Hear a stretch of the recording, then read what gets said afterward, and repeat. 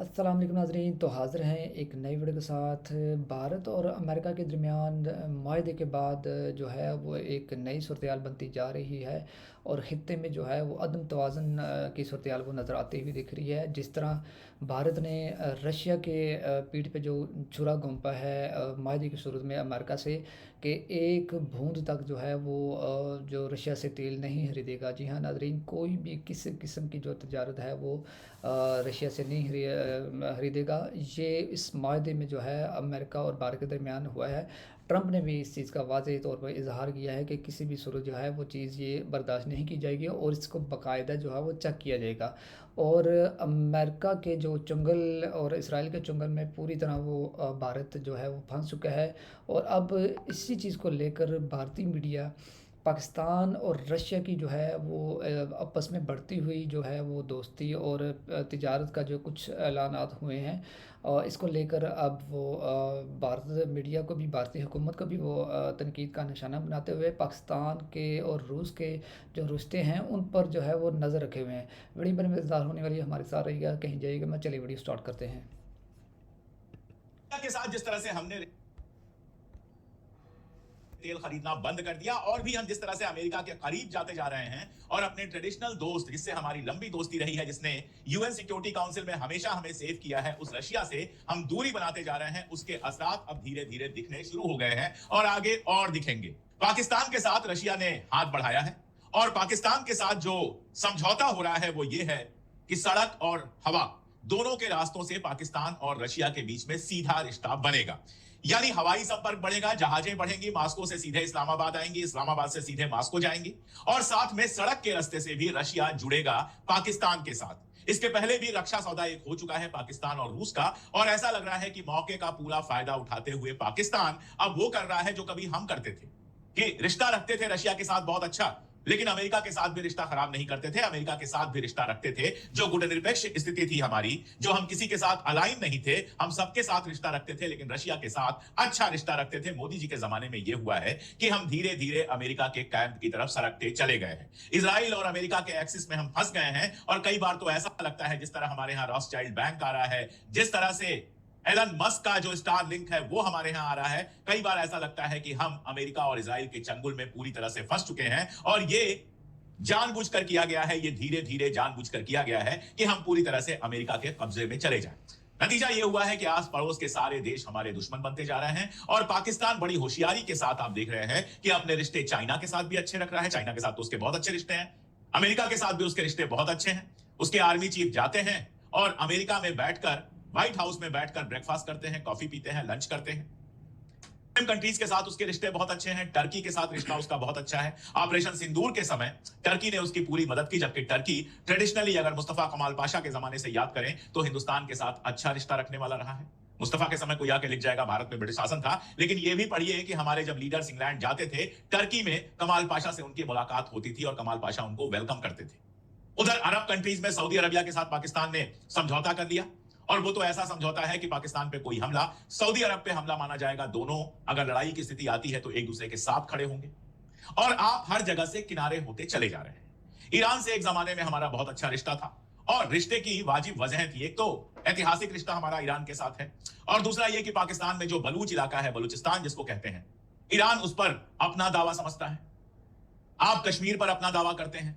तो आपके बीच में एक रिश्ता था, ईरान और भारत के बीच में एक रिश्ता था और जब जब इस्लामिक कंट्रीज के सम्मेलन में भारत के खिलाफ प्रस्ताव पास होने की बात आई, ईरान ने उसको रुकवाने का काम किया, कश्मीर का मुद्दा हो चाहे कोई भी मुद्दा हो। लेकिन आपने इजराइल के साथ खड़े होकर 12 रोजा जंग के दौरान ईरान का पक्ष न लेकर, जबकि सब जानते हैं ईरान के ऊपर हमला हुआ था, ईरान कहीं हमला करने नहीं गया था, लेकिन उसके बावजूद आपने ईरान का पक्ष नहीं लिया, ईरान के साथ आप खड़े नहीं हुए। नतीजा यह कि ईरान के साथ भी आपके रिश्ते गड़बड़ होते जा रहे हैं। अरागची लगातार पाकिस्तान आते हैं, कभी पजेश्कियन पाकिस्तान आते हैं, लेकिन हिंदुस्तान आने की जरूरत उनको महसूस नहीं होती है।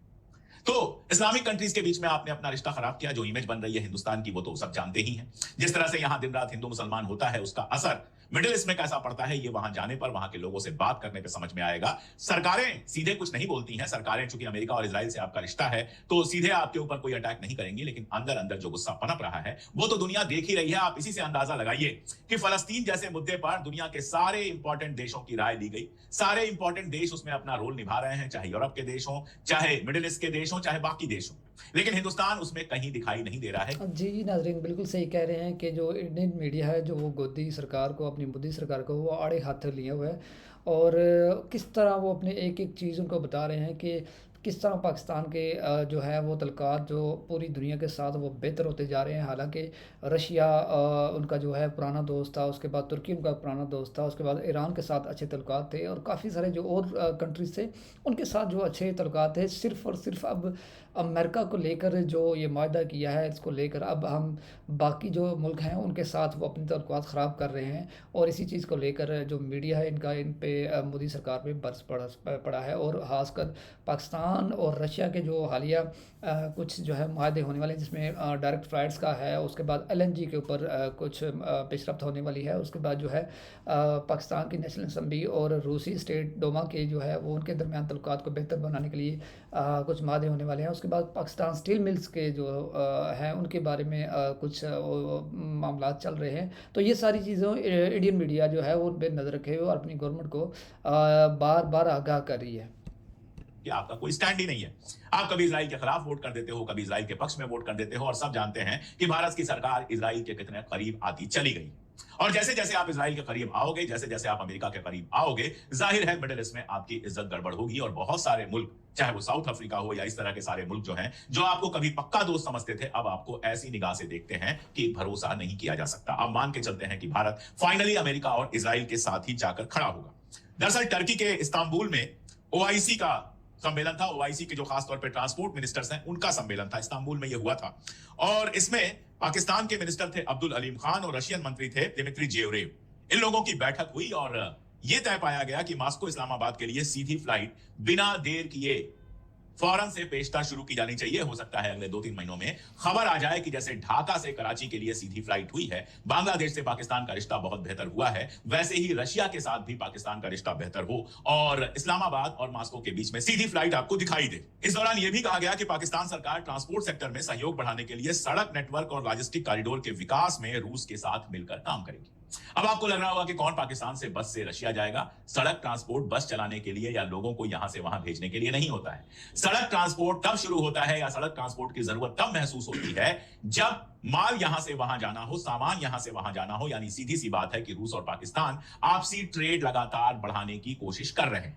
अब आप देखिए, बहुत सारे बैन लगे हैं। भारत में तेल खरीदने के मामले पर 25% का टैरिफ लगा दिया ट्रंप ने, आपको अच्छी तरह से याद है। और उसके बाद ट्रंप का बयान आया कि ट्रेड डील हो गई है, भारत ने रूस से तेल खरीदना बंद कर दिया है, इसलिए अब हम 25% हटा रहे हैं। लेकिन साथ में यह भी आया कि नजर रखी जाएगी भारत के ऊपर। अगर भारत ने डायरेक्टली या इनडायरेक्टली रशिया से तेल खरीदा तो फिर से 25% का टैरिफ लगा दिया जाएगा। यह बेहद अपमानजनक है कि कोई देश हमारे ऊपर नजर रखेगा। हम एक खुद मुख्तार मुल्क है, हम एक आजाद देश है, लेकिन हमारे ऊपर नजर रखेगा अमेरिका कि हम रशिया से तेल खरीदे या फिर नहीं खरीदे। और आप देखिए, भारतीय नेताओं के बयान और अमेरिकी नेताओं के बयान में फर्क देखिए। म्यूनिक सिक्योरिटी सम्मेलन जो चल रहा है जर्मनी के म्यूनिक में, उसमें हमारे जयशंकर साहब भी गए हुए हैं। उस सम्मेलन में मार्को रूबियो ने बिल्कुल साफ साफ कहा कि भारत ने इस बात पर सहमति जताई है, इस बात पर हां कही है कि वो रूस से तेल नहीं खरीदेगा, धीरे धीरे बंद करेगा रूस से तेल खरीदना। लेकिन वहीं पर जब जयशंकर साहब से सवाल पूछा जाता है, जर्मनी के विदेश मंत्री जोहान वेटफुल के साथ वो मीटिंग कर रहे थे, उसमें सवाल पूछा गया तो वो उसको गोल गोल घुमाते हैं। कहते हैं भारत अपनी रणनीतिक स्वायत्तता के लिए, यानी टैक्टिकल तरीके से जो हमारी स्वायत्तता है उसके लिए पूरी तरह से प्रतिबद्ध है। जहां से चाहेगा तेल खरीदेगा। देश की जो ऊर्जा खरीद होगी, तेल की खरीद होगी, वो कास्ट पे डिपेंड करेगी, जोखिम पे डिपेंड करेगी और कहां से अवेलेबिलिटी है, यानी कास्ट रिस्क अवेलेबिलिटी के ऊपर डिपेंड करेगी। और उन्होंने कहा कि वैश्विक बाजार जो इंटरनेशनल मार्केट है वो बहुत कॉम्प्लेक्स है और भारत की तेल कंपनियां स्वायत्त हैं, वो अपने हिसाब से डिसीजन लेंगी वगैरह वगैरह वगैरह। आप बताइए, उसी सम्मेलन में मार्को रूबियो साफ साफ कह रहा है भारत ने रूस से तेल खरीदना बंद कर दिया। हमारी तेल की खरीदी रूस से बंद हो गई है, कम हो गई है। खबर आई कि रूस से जो तेल के टैंकर भारत के लिए चले थे, चाइना ने उनको बेहद सस्ते दामों पे खरीद लिया है और चाइना की जो तेल की खरीदी है वो सबसे ज्यादा अभी तक की हो गई है। अब कोई सवाल करेगा चाइना ज्यादा तेल का क्या करेगा, वही जो आप रूसी तेल का कर रहे थे। बहुत कम लोगों को ये टेक्निकलिटीज पता होती हैं और यूट्यूब वगैरह पे बहुत ज्यादा बताया नहीं जाता है। लेकिन इस बात को समझिए, आप रूसी तेल सारा का सारा अपने मार्केट में नहीं खपरा था। अंबानी साहब रूस से तेल खरीद रहे थे, यूरोप ने रूस से तेल खरीदना बंद कर दिया था। तो अंबानी साहब रूस से तेल खरीद रहे थे और यहां से वो तेल यूरोप में भेजा जा रहा था और पिछले दिनों इंडिया यूरोप में तेल का सबसे बड़ा सप्लायर बन गया था, जबकि भारत में तेल नहीं पाया जाता इतना। तो आप अंदाज लगाइए कि रूस से तेल खरीद के हम यूरोप को भेज रहे थे, बेच रहे थे। और प्रॉफिट, सीधी सी बात है कि प्रॉफिट अंबानी कमा रहे थे, देश की जनता को कोई फायदा नहीं हुआ सस्ते तेल का। ऐसे ही चाइना जिस तरह से तेल इकट्ठा कर रहा है, वो भी वर्ल्ड मार्केट में तेल बेचेगा, सबसे सस्ता तेल उसके पास है। तो जाहिर है अमेरिकन प्रतिबंधों के बावजूद बहुत सारे मुल्क उससे तेल खरीदेंगे। आप सोचिए, आपने ईरान से तेल खरीदना बंद कर दिया, आपने रशिया से तेल खरीदना बंद कर। जी नाज़रीन, वीडियो आपने देखी, इस सारे मामले में आपकी क्या राय है हमें ज़रूर बताइएगा। वीडियो को लाज़मी लाइक कीजिएगा और हमारे चैनल को ज़रूर सब्सक्राइब कीजिएगा। मिलते हैं नेक्स्ट वीडियो में, तब तक के लिए अल्लाह हाफ़िज़।